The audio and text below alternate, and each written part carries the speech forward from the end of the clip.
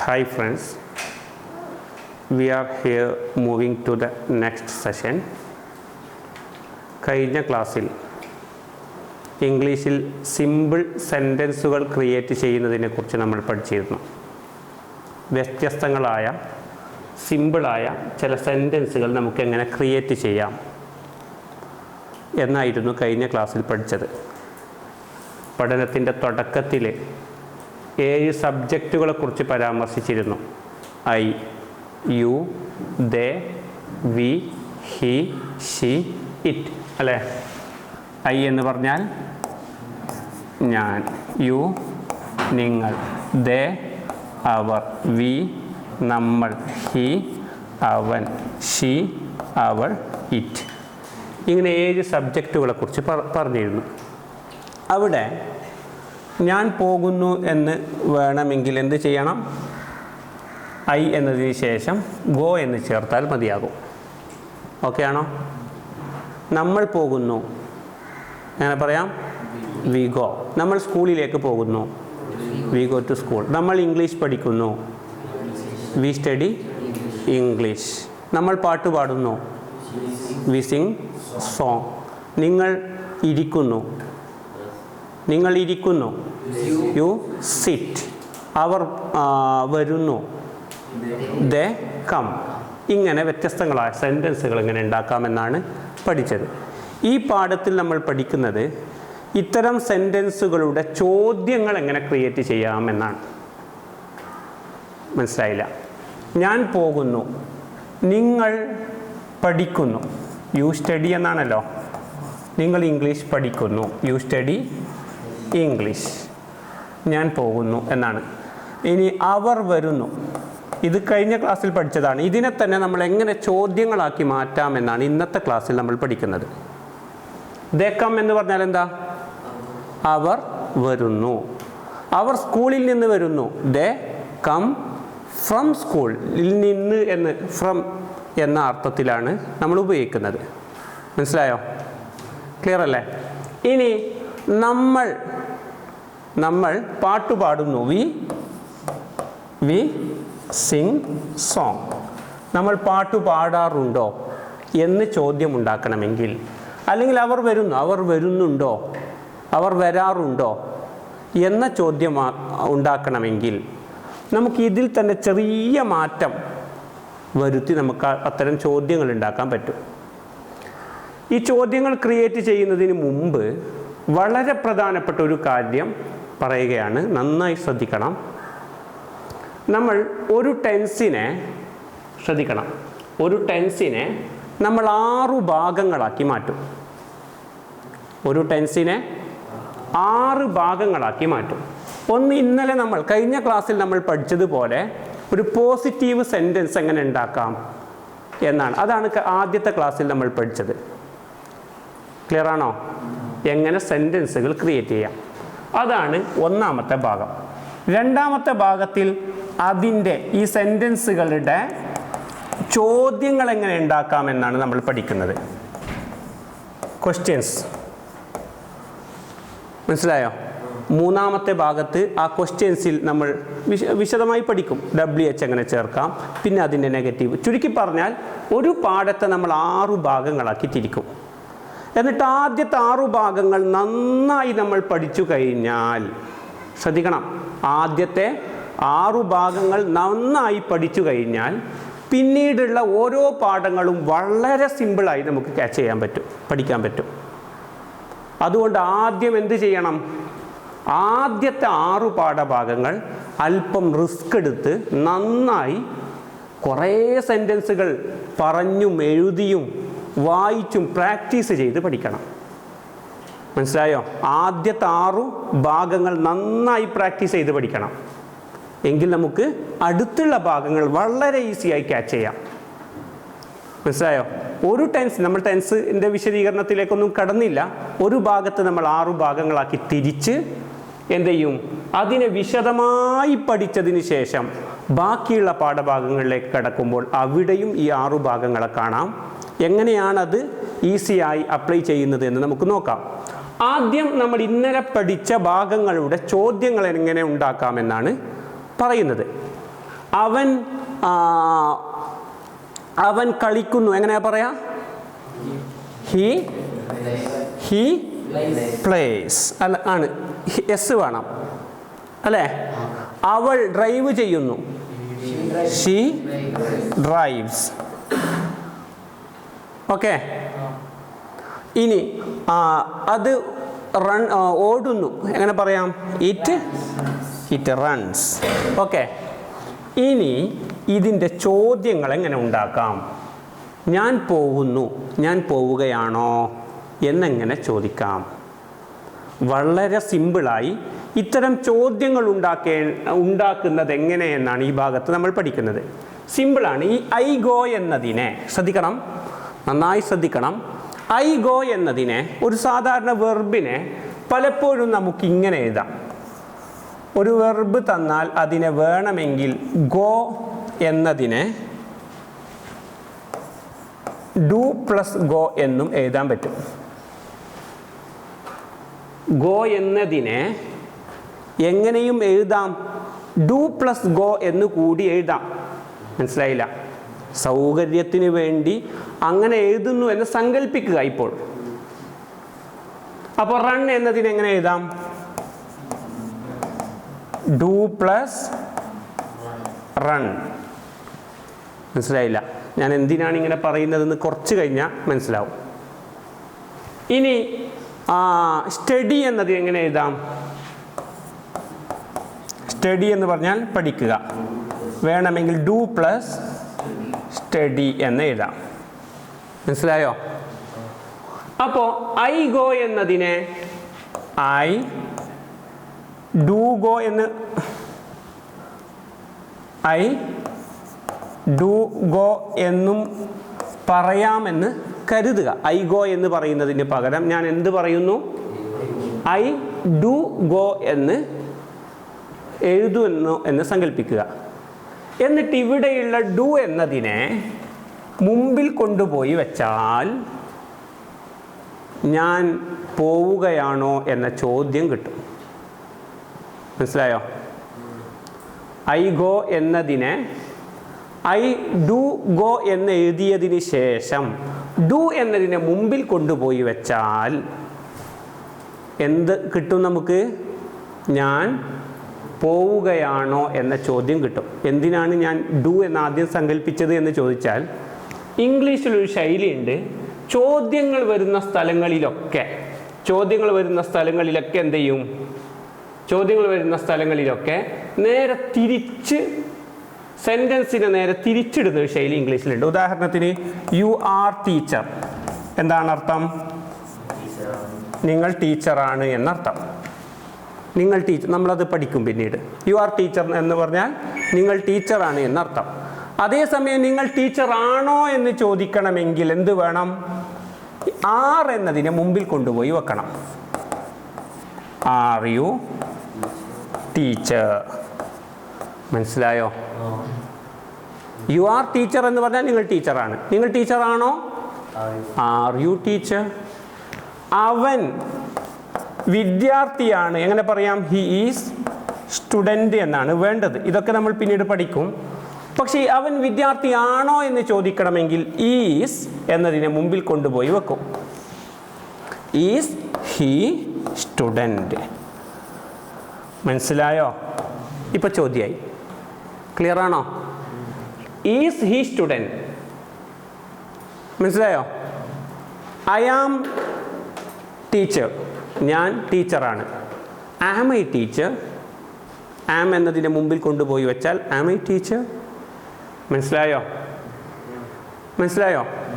ഇനി she is student, അവൾ വിദ്യാർത്ഥിനിയാണ്. വിദ്യാർത്ഥിനിയാണോ എന്നെങ്ങനെ ചോദിക്കാം? ഈസ് ഷീ സ്റ്റുഡൻറ്റ് എന്നതുപോലെ നമ്മൾ ഇവിടെ ഐ ഗോ എന്നതിനെ ഒരു ചോദ്യമാക്കി മാറ്റണമെങ്കിൽ എന്ത് ചെയ്യുന്നു? ഐ ഗോ എന്നതിൻ്റെ സൗകര്യത്തിന് വേണ്ടി ഐ ഡു ഗോ എന്ന് എഴുതുന്നു. എന്നിട്ട് ഡു എന്നതിനെ മുമ്പിൽ കൊണ്ടുപോയി വെച്ചാൽ എന്തായി? Do I go? ഞാൻ പോവുകയാണോ? ഞാൻ പോവുകയാണോ? മനസ്സിലായോ? മനസ്സിലായോ? ഞാൻ പോവുകയാണോ. യു സ്റ്റഡി ഇംഗ്ലീഷ്, നിങ്ങൾ ഇംഗ്ലീഷ് പഠിക്കുന്നു. നിങ്ങൾ ഇംഗ്ലീഷ് പഠിക്കുന്നു. അതിനെങ്ങനെ ചോദ്യമാക്കി മാറ്റാം? You study English. You study, ശ്രദ്ധിക്കണം, യു സ്റ്റഡി ഇംഗ്ലീഷ് എന്നതിൻ്റെ അർത്ഥം എന്താ? നിങ്ങൾ ഇംഗ്ലീഷ് പഠിക്കുന്നു അല്ലേ? ഇതിനെ നമ്മൾ സൗകര്യത്തിന് വേണ്ടി എങ്ങനെ എഴുതുന്നു? ആദ്യം യു ഡു സ്റ്റഡി ഇംഗ്ലീഷ് എന്ന് എഴുതുന്നു എന്ന് കരുതുക. ആദ്യം അങ്ങനെ കരുതുന്നു. പിന്നീട് നമുക്ക് പല ആവർത്തി പഠിച്ച ശേഷം എളുപ്പം നമുക്കങ്ങനെ എഴുതേണ്ട ആവശ്യമൊന്നും വരില്ല. യു ഡു സ്റ്റഡി എന്ന് സങ്കല്പിക്കുന്നു ഇവിടെ. മനസ്സിലായോ? ഇനി ഇതിനെ ചോദ്യമാക്കുമ്പോൾ എന്ത് വേണം? ഡു മുമ്പിലേക്ക് വരുന്നു. അപ്പം എങ്ങനെ ചോദ്യം കിട്ടും? Do you study English. ഇവിടെ ഈ ഡു സങ്കല്പിക്കൽ കൊണ്ടുള്ള ഗുണം പിന്നീട് നമുക്ക് കിട്ടും പല നിലയ്ക്ക്. ഇനി നെഗറ്റീവ് സെൻറ്റൻസ് ഉണ്ടാക്കുമ്പോൾ I do not go, not ചേർത്താൽ മതി, ഞാൻ പോകുന്നില്ല. പിന്നീട് നമ്മൾ പഠിക്കും. മനസ്സിലായോ? ഇനി നെഗറ്റീവിൻ്റെ ചോദ്യം ഉണ്ടാക്കുമ്പോഴും ഡോണ്ട് ഐ ഗോ, ഈ സെറ്റിനെ മുമ്പിൽ കൊണ്ടുപോയി വെക്കാൻ പറ്റും. അപ്പോൾ ഡു സങ്കല്പിക്കൽ കൊണ്ട് കുറേ ഉപകാരങ്ങൾ പിന്നീട് കിട്ടും. അതുകൊണ്ട് നമ്മൾ ഐ ഗോ എന്നതിൻ്റെ ഇടയിൽ ഗോ എന്നതിന് മുമ്പ് ഓരോ വെർബുകളുടെ മുമ്പിൽ കൂടെ ഒരു ഡു നമ്മൾ സങ്കല്പിക്കുന്നു. എന്നിട്ട് ഡു എന്നതിനെ മുമ്പിൽ കൊണ്ടുപോയി വെച്ചാൽ ചോദ്യമായി മാറുന്നു. മനസ്സിലായില്ല? നിങ്ങൾ ഇംഗ്ലീഷ് സംസാരിക്കുന്നു എങ്ങനെ പറയാം? നിങ്ങൾ ഇംഗ്ലീഷ് സംസാരിക്കുന്നു എങ്ങനെ പറയാം? യു സംസാരിക്കുന്നു, യു സ്പീക്ക് ഇംഗ്ലീഷ് അല്ലേ? You speak English. നിങ്ങൾ ഇംഗ്ലീഷ് സംസാരിക്കാറുണ്ടോ? സംസാരിക്കുന്നോ? എന്ത് ചെയ്യണം? ആദ്യം നമ്മൾ യു എന്നതിൻ്റെ മുമ്പിൽ ഒരു ഡു സങ്കല്പിക്കുന്നു. You do speak English. എന്നിട്ട് ഈ ഡു എന്നതിനെ മുമ്പിൽ കൊണ്ടുപോയി വെച്ചാൽ എന്ത് കിട്ടും? Do you speak English. Okay, clear ആണോ? ഇവിടെ ശ്രദ്ധിക്കേണ്ടത് ഹീ ഷീ ഇറ്റാണ് സബ്ജക്റ്റ് എങ്കിൽ അവിടെ ഒരു പ്രശ്നം നേരത്തെ ഉണ്ടായിരുന്നു. എന്താ? ഹീ സ്പീക്ക് എന്നല്ല പറഞ്ഞിരുന്നത്, പിന്നെന്താ? ഹീ സ്പീക്സ് അല്ലേ? ഹീ സ്പീക്സ് എന്നായിരുന്നു ഉണ്ടായിരുന്നത്. അപ്പോൾ ഇവിടെ നമ്മൾ സങ്കല്പിക്കുന്നത് ഹീ ഡു എന്നല്ല, ഹീ ഡസ് സ്പീക്ക് എന്നാണ്. മനസ്സിലായില്ല? ഇവിടെയുള്ള എസ് ഈ ഡസിലേക്ക് കയറും. ഡൂയിലേക്ക് കയറുമ്പോൾ ഹി ഡസ് സ്പീക്ക് എന്ന് സങ്കല്പിക്കുന്നു. മനസ്സിലായോ? സബ്ജക്റ്റ് ഹിയോ ഷിയോ ഇറ്റോ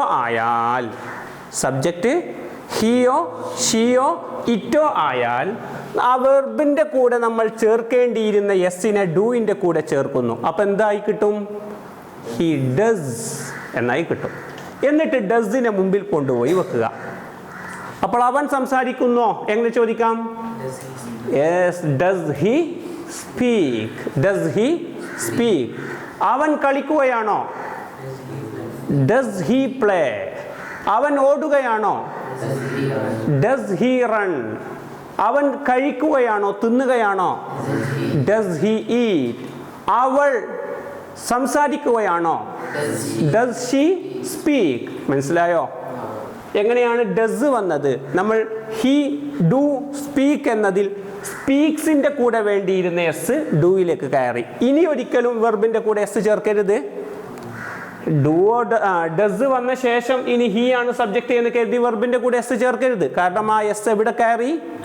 ഡൂയിലേക്ക് കയറി, ഡസ്സായി മാറി. മനസ്സിലായോ? ഇങ്ങനെയാണ് ചോദ്യങ്ങൾ ഉണ്ടാക്കേണ്ടത് എന്ന് മനസ്സിലാക്കുക. ചോദ്യങ്ങൾ ഉണ്ടാക്കുന്ന രൂപം മനസ്സിലായോ? നമ്മൾ ചില ഉദാഹരണങ്ങൾ നോക്കാം. നോക്കിയേ, നിങ്ങൾ സ്കൂളിൽ പോകാറുണ്ടോ? നിങ്ങൾ സ്കൂളിൽ പോകുന്നു എന്നെങ്ങനെ എഴുതാം? യു ഗോ ടു സ്കൂൾ അല്ലേ? You go to school. നിങ്ങൾ സ്കൂളിൽ പോകാറുണ്ടോ? Do you go to school എന്ന് സിമ്പിളായി പറയാം. പക്ഷെ ആ സ്ട്രക്ചർ ഒന്ന് മൈൻഡിൽ ഓർത്ത് വെക്കണം. എന്തിനു വേണ്ടി? പിന്നീട് പല സ്ഥലത്ത് അത് ആവശ്യം വരും. എന്താ സ്ട്രക്ചർ? നമ്മൾ യു ഗോ ടു സ്കൂൾ എന്നതിനെ ആദ്യം എങ്ങനെ റീസ്ട്രക്ചർ ചെയ്യുന്നു? You do go to school എന്ന് കരുതുന്നു. എന്നിട്ട് ഡു എന്നത് എടുത്ത് മുമ്പിൽ വെക്കുന്നു. Do you go to school. മനസ്സിലായോ? ഡു യു ഗോ ടു, മനസ്സിലായില്ല? Do you go to school എങ്ങനെ കിട്ടി? യു ഡു എന്ന് സങ്കല്പിച്ച് ഈ ഡു എന്നതിനെ മുമ്പിൽ കൊണ്ടുപോയി വെച്ച ചോദ്യമാകും. ക്ലിയർ അല്ലേ? അവർ മലയാളം സംസാരിക്കുമോ? അവർ മലയാളം സംസാരിക്കും എന്നെങ്ങനെ എഴുതാം? ദേ സ്പീക്ക് മലയാളം അല്ലേ? They speak Malayalam. അവർ മലയാളം സംസാരിക്കുമോ? എന്ത് ചെയ്യും? സ്പീക്കിന് മുമ്പിൽ നമ്മൾ ഡു സങ്കല്പിക്കുന്നു. They do speak Malayalam. എന്നിട്ട് അതിനെ ചോദ്യമാക്കി മാറ്റും. എങ്ങനെ? Yes, do they speak Malayalam. നിങ്ങൾ കുട്ടികളെ സഹായിക്കുമോ? നിങ്ങൾ കുട്ടികളെ സഹായിക്കും എന്നെങ്ങനെ പറയാം? നിങ്ങൾ കുട്ടികളെ സഹായിക്കാറുണ്ട്. You help children. കുട്ടികൾ, ചിൽഡ്രൻ. You help children. ഇതിനെ നമുക്ക് ചോദ്യം എങ്ങനെ ആക്കി മാറ്റാം? ഇവിടെ ഡു സങ്കല്പിക്കുന്നു. Do you help children? Do you help children? Clear ആണോ? Do you help children. അവർ സമയത്ത് എത്താറുണ്ടോ? അവർ സമയത്ത് എത്താറുണ്ടോ? അവർ സമയത്ത് എത്താറുണ്ട്. എത്തുക എന്നതിൻ്റെ ഇംഗ്ലീഷ് അറൈവ്. അറൈവ്, മനസ്സിലായോ? അറൈവ്. ഓൺ ടൈം, സമയത്ത്, കൃത്യസമയത്ത്, ഓൺ ടൈം. അവർ എത്താറുണ്ട് എങ്ങനെ പറയാം? ദേ അറൈവ് അല്ലേ? അവർ എത്താറുണ്ട് ഓൺ ടൈം, സമയത്ത്. അവർ സമയത്ത് എത്താറുണ്ടോ എങ്ങനെ ചോദിക്കാം? Do they arrive on time? Clear ആണോ? Do they arrive on time? Ready അല്ലേ? നിങ്ങൾ ചിത്രം വരക്കാറുണ്ടോ? നിങ്ങൾ ചിത്രം വരക്കാറുണ്ട് എങ്ങനെ പറയാം? ആദ്യം നിങ്ങൾ ചിത്രം വരക്കാറുണ്ട് എങ്ങനെ പറയാം? ചിത്രം വരക്കുക, ഡ്രോ എന്നാണ്, വരക്കുക. U draw picture. U draw picture. നിങ്ങൾ ചിത്രം വരക്കാറുണ്ടോ? യെസ്. എന്താ? Do you draw picture? Do you draw picture? Do you draw picture? ഇവിടെ ക്വസ്റ്റ്യൻ ടാഗമാണ്. ക്ലിയർ? നിങ്ങൾ ചിത്രം വരക്കാറുണ്ടോ? ഇനി നമ്മൾ കൂട്ടുകാരോടൊപ്പം കളിക്കാറുണ്ടോ? നമ്മൾ കൂട്ടുകാരോടൊപ്പം കളിക്കാറുണ്ടോ എങ്ങനെ പറയാം? നമ്മൾ കൂട്ടുകാരോടൊപ്പം കളിക്കാറുണ്ട് എന്നെങ്ങനെ പറയാം? നമ്മൾ കളിക്കുന്നു എന്നാണ്. ആദ്യം സബ്ജക്റ്റ് വേണം. ആരാ ഇവിടെ സബ്ജക്റ്റ്? സബ്ജക്റ്റ് ആരാ? കളിക്കുന്നത് ആരാ? നമ്മൾ. നമ്മൾ എന്നതിൻ്റെ ഇംഗ്ലീഷ് എന്താ? വി. നമ്മൾ എന്താ ചെയ്യുന്നത്? We play. We play. ആരോടൊപ്പം? ഫ്രണ്ട്സിനോടൊപ്പം. ഒപ്പം എന്നെങ്ങനെ പറയാം ഇംഗ്ലീഷിൽ? With. We play with friends. We play with friends. Okay? We play with friends. Okay? We play with friends. Clear അല്ലേ? We play with friends. Clear അല്ലേ? വി പ്ലേ വിത്ത് ഫ്രണ്ട്സ് എന്ന് പറയാം. ഇതിനെ ചോദ്യം എങ്ങനെയാക്കി മാറ്റാം? നമ്മൾ കൂട്ടുകാരോടൊപ്പം കളിക്കാറുണ്ടോ? ഡു. ഇവിടെ വി ഡു പ്ലേ എന്ന് സങ്കല്പിക്കുന്നു. എന്നിട്ട് do we play. Do we play with friends. മനസ്സിലായോ? Do we play with friends. Clear അല്ലേ? Do we play with friends. Clear ആണോ? അടുത്തൊരു ചോദ്യം. നിങ്ങൾ മൊബൈൽ ഉപയോഗിക്കാറുണ്ടോ? നിങ്ങൾ മൊബൈൽ ഉപയോഗിക്കാറുണ്ടോ? നിങ്ങൾ മൊബൈൽ ഉപയോഗിക്കാറുണ്ട് എന്നെങ്ങനെ പറയാം? നിങ്ങൾ യു അല്ലേ? ഉപയോഗിക്കുന്നു use. You use mobile phone. അതിൻ്റെ ചോദ്യമാകുമ്പോൾ do you use mobile phone. എങ്ങനെ കിട്ടി? നമ്മൾ യു ഡു യൂസ് എന്ന് സങ്കല്പിക്കുന്നു. ഡു എന്നതിനെ മുമ്പിൽ കൊണ്ടുപോയി വെക്കുന്നു. ക്ലിയർ അല്ലേ? ഇനി അവൻ അറബി സംസാരിക്കുമോ? അവൻ അറബി സംസാരിക്കുമോ എങ്ങനെ എഴുതാം? അവൻ അറബി സംസാരിക്കും എന്നെങ്ങനെ എഴുതാം? ഹി സ്പീക്സ് അറബിക് അല്ലേ? He speaks Arabic. ഇതിനെങ്ങനെ ചോദ്യമാക്കാം? ആദ്യം ഹി ഡു എന്ന് എഴുതി ഇവിടെയുള്ള എസ് ഇങ്ങോട്ട് എടുക്കണം. ഹി ഡസ് സ്പീക്ക് അറബിക് എന്ന് എഴുതി എന്നിട്ട് ഇവിടെയുള്ള ഡസ് മുമ്പിൽ കൊണ്ടുപോയി വെക്കണം. ആദ്യമാകുമ്പോൾ ലെറ്റർ ക്യാപിറ്റൽ ആകണം. Does he speak Arabic? മനസ്സിലായോ? ഇനി അടുത്തൊരു ചോദ്യം, അവർ പാട്ട് കേൾക്കാറുണ്ടോ? അവർ പാട്ട് കേൾക്കാറുണ്ടോ? Do they listen to songs? Do they listen, എങ്ങനെ ഡു കിട്ടി? They listen to song. അത് ചോദ്യമാക്കുമ്പോൾ ഡു ദേ. ഇനി അവൾ പാട്ട് കേൾക്കാറുണ്ടോ? എങ്ങനെയാവാം? അവൾ പാട്ട് കേൾക്കാറുണ്ടോ? Yes, does she. എങ്ങനെ കിട്ടി? അവൾ പാട്ട് കേൾക്കുന്നു, ശ്രദ്ധിക്കുന്നു. She listens to songs. Clear അല്ലേ?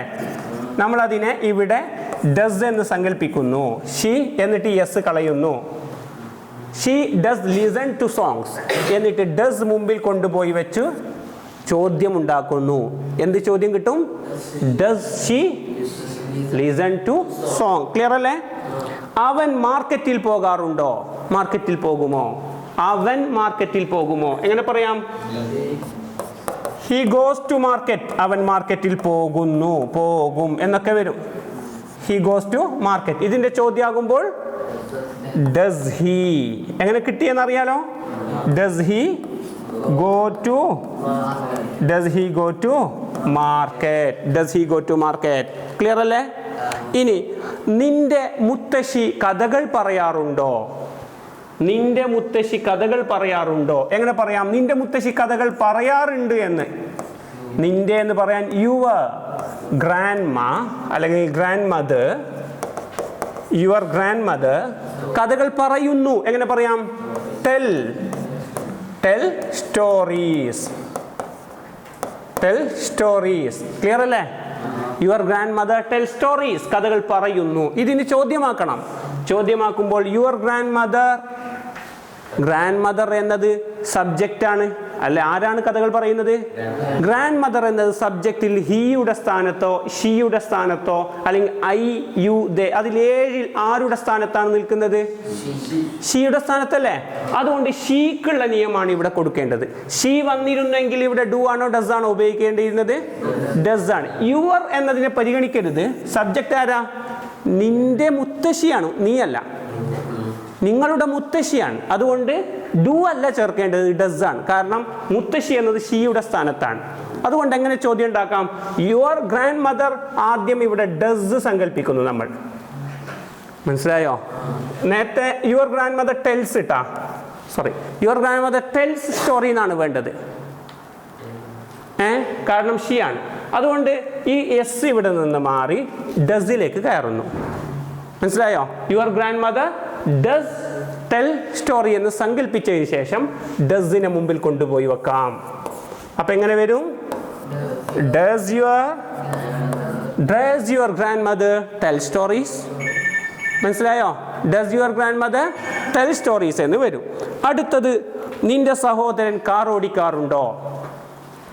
നിന്റെ സഹോദരൻ കാർ ഓടിക്കാറുണ്ടോ? എങ്ങനെ വരും? യുവർ ബ്രദർ ഡ്രൈവ്സ് കാർ എന്ന് ആദ്യം നമ്മൾ സെന്റൻസ് ഉണ്ടാക്കുന്നു. എന്നിട്ട് ഡസ് സങ്കല്പിക്കുന്നു. ചോദ്യം എങ്ങനെ ഉണ്ടാകും? Does your brother drive car. Clear അല്ലേ? നിങ്ങളുടെ അധ്യാപകൻ ഇംഗ്ലീഷ് പഠിപ്പിക്കാറുണ്ടോ? Yes, does your teacher teach English. Clear അല്ലേ? ഇത്തരം ധാരാളം സെൻറ്റൻസുകൾ നമുക്ക് സംസാരത്തിലും എഴുത്തിലൊക്കെ ഉപയോഗിക്കാൻ പറ്റണം. കുറച്ച് ഹോംവർക്ക് ഞാൻ തരും, അതുകൂടി കൃത്യമായി ചെയ്യണം. Okay, clear? Thank you.